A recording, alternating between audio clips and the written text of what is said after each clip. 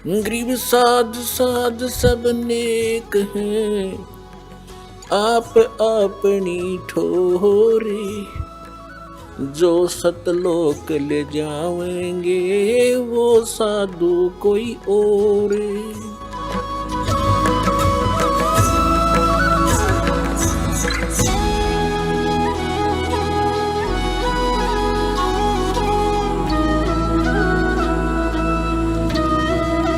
एक पंडित जी था, मनीराम नाम था उसका, मनीराम। और वो किसी गांव में कथा कर रहा था। उसने क्या, कोई तो एक सप्ताह की कराया करते हैं, उसने 1 महीने की कथा रख दी किसी गांव में, 30 दिन की। लालच में रोज के 10-20 रुपये दावेंगे। पहले रुपया बहुत महंगा होता था, चांदी का नोट होता था। 1 रुपये के अंदर भैंस आ जाती तो 70,000 की आती है, ऐसी कीमत थी उसमें रुपये की। अब उसने 30 दिन तक कथा करी। 30वें दिन उसने भोग लगाना था, कथा का संपूर्ण करना था। तो गांव के कुछ निकम्मे से होया करें, गांव में भी जो शरारती टाइप व्यक्ति, उन्होंने क्या किया कि ये पंडित जी भाई गांव ने इकट्ठा करेगा, ना जाने कितने पैसे लूट के ले जाएगा। उन्होंने उसी दिन एक नाचने गाने वाली लड़की बुला ली, चंपाकली, दिल्ली से।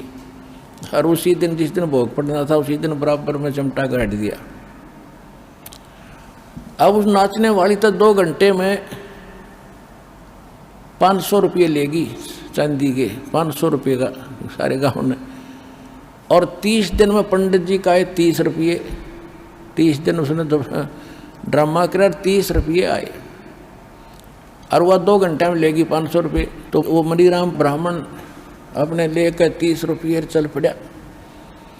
उसको ये पता चला कि यहाँ कोई संत रहते हैं, गरीबदास जी।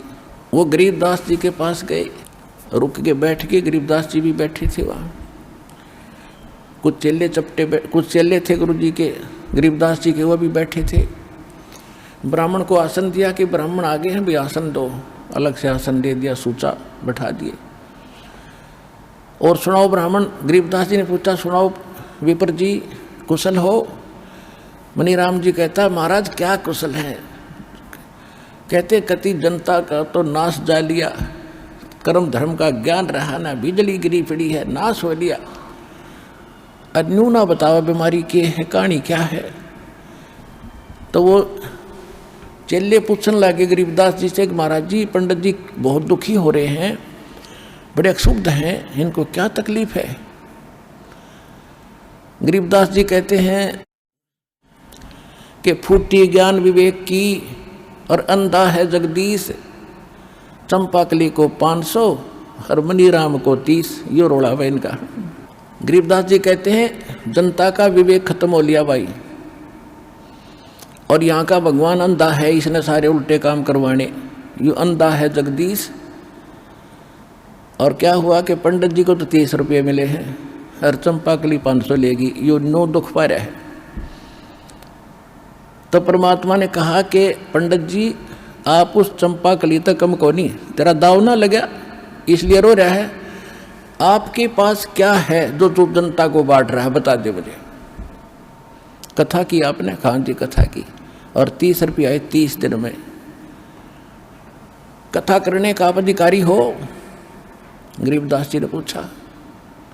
खान जी मेरे आदेश दे रखा है मेरे गुरु जी ने। परमात्मा बोल, गरीबदास जी ने कहा कि जिस समय राजा परीक्षित को सर्प ने डसना था ऋषि के श्राप से, उस समय ये सारे ब्राह्मण तुम्हारे जो हेड थे, मुखिया, इंक्लूडिंग वेद व्यास जिसने ये पुराण लिखी, सुधा सागर, सुख सागर कहते हो तुम जिसको, इसकी कथा सुनानी थी उसको 7 दिन। और किसी ने हिम्मत नहीं करी। तेरे पृथ्वी के जितने ऋषि में ऋषि थे सब पीछे हट गए ब्राह्मण। क्यों हट गए? क्योंकि 7वें दिन रिजल्ट आना था उसका। सबको मालूम था कि हम अधिकारी नहीं है, और 7वें दिन पोल पाट जाएगी, ऋषि की को कुछ ज्ञान नहीं हुआ तो सब पीछे हट गए, हम अधिकारी नहीं है, हम अधिकारी नहीं है। फिर कौन, कैसी हुई वो कथा? स्वर्ग लोक से सुखदेव ऋषि बुलाए गए थे, उन्होंने कथा सुनाई। जब उस कथा से जो लाभ उसको मिलना था, परीक्षित ऋषि को केवल यहाँ से वृत्ति हटानी थी उस कथा के प्रभाव से। वो सर्प ने तो डसना था, उसने मरना भी था, वो ये कर ही नहीं सकते। तो केवल इतना लाभ भी कि यहाँ से वृत्ति हट गई और स्वर्ग चला गया, क्योंकि उसने यज्ञ धर्म घड़े कर रखे थे। स्वर्ग में जाकर फिर वापस आएगा वो तो अलग बात है, कुत्ता भी बनेगा, राजा था वो परीक्षित। जो प्रसंग चल रहा है, जो गरीबदास जी ने कहा कि उस समय ये कहाँ गए थे, तो ये कथा करने वाले सब लोग कहते हम अधिकारी नहीं है। अरे तुम सारे अधिकारी पा के गए, खा के तुम्हारे पास। तो उसी समय शांत हो गया वो ब्राह्मण था, क्योंकि भगवान के लिए तड़फ रहा था कि महाराज बिल्कुल सच्ची बात कही आपने। क्यों पढ़ रखी थी कथा, उसको तो बताने की जरूरत नहीं विस्तार से कि फिर कारण क्या है दाता, कि भाई भक्ति कर, इन कथाओं से बात नहीं बढ़ेगी। जिसका तूने पैसा लिया है, किसी का बैल बनेगा, किसी का गधा बनेगा, ये एक एक पाई का हिसाब होगा तेरा। कहाँ तुम कर्म खराब करते फिर रहे हो, अधिकारी नहीं हो, तुम्हारे पास कोई भक्ति मार्ग नहीं है, तुम्हें ज्ञान नहीं भक्ति का। उसी समय उस ब्राह्मण ने समर्पण कर दिया, महाराज मन तक कल्याण चाहिए, आज के बाद कान पकड़ लिया, कति या गलत काम नहीं करूँगा, और भक्ति करी, अपना मोक्ष प्राप्ति की। अब क्या बताते हैं कबीर साहब, कहते हैं करनी तज कथनी कथ, अज्ञानी दिन रात, और कुकर जो भौकत फिरे, ये सुनी सुनाई बात। एक पंडित जी था, वो क्या कर रहा था कि मैं प्रतिदिन रामायण का पाठ किया करता, कुछ पृष्ठ अपने ही घर पे डेली, उसने जैसे हम नित्यनेम करते हैं, ठीक है। एक दिन उसको किसी कामवश किसी शहर में जाना पड़ गया, और अपने गांव से कुछ दूरी पर दूसरे गांव में स्टेशन था, वहाँ पहुँच गया। उसके साथ एक उसके गांव का और व्यक्ति था। अब जिस स्टेशन पर वो पहुँचा तो गाड़ी रुकी, गाड़ी में ब्राह्मण और उसका साथी चढ़ गए। डब्बा खचाखच भरा था, खड़े थे लोग, कुछ बैठे थे। कुछ गाड़ी चल पड़ी। कुछ देर के बाद ब्राह्मण ने सीट पर बैठे व्यक्तियों से कहा कि मुझे थोड़ा स्थान दे दो। उन्होंने पूछा कि क्या आप बीमार हो कि नहीं। प्रतिदिन मैं पाठ किया करता था और आज मैं पाठ करने का समय नहीं मिला, मुझे शीघ्र आना पड़ गया, अब मैं यहाँ बैठकर पाठ करना चाहता हूँ रामायण का। तो धार्मिक लोग होते थे ज़्यादा, उन्होंने कहा भी बहुत अच्छी बात है पंडित जी, आप यहाँ बैठो और हमें भी सुनाना, हम भी सुनेंगे। उनको पूरी सीट दे दी रेल की, ट्रेन की, और नीचे कपड़ा बिछा दिया पंडित जी के, अब सुनाओ। अब वो कथा सुनाने लगा प्यारा प्यारा। उस दिन प्रकरण क्या रहा था, भरत का चरित्र, और उसमें सुनाया गया था, उसमें लिखा गया था कि भाई हो तो ऐसा हो, भरत जैसा हो, भाई हो तो ऐसा हो, भरत जैसा हो। भाई के राज्य को स्वीकार नहीं किया, जमीन में 6 इंच गड्ढा खोद कर नीचे रहता था, सोता था, और राज की उसके स्थान पर खड़ा रख दी थी गद्दी पर भगवान राम की। रामचंद्र जी आए, उसका राज सौंप दिया था, भाई हो तो ऐसा। सब ने ताड़ी पीटी, वाह पंडित जी, बड़ी कथा सुनाई।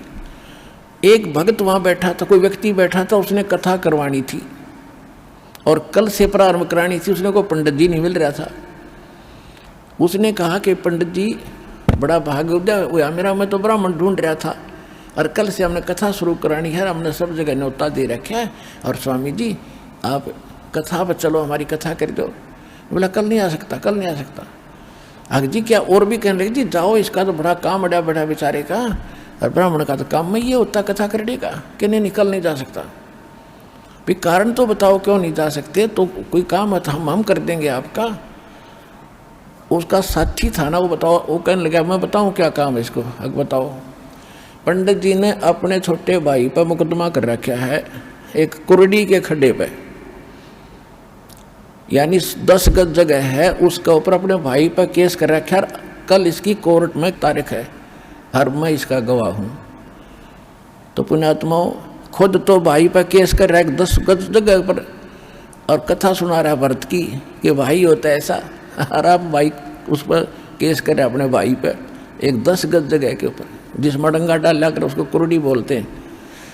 तो यहाँ परमात्मा कहते हैं कि करणी तज कथनी कथ अज्ञानी दिन रात, और कुत्ते जो भौंकत फिरें ये सुनी सुनाई बात।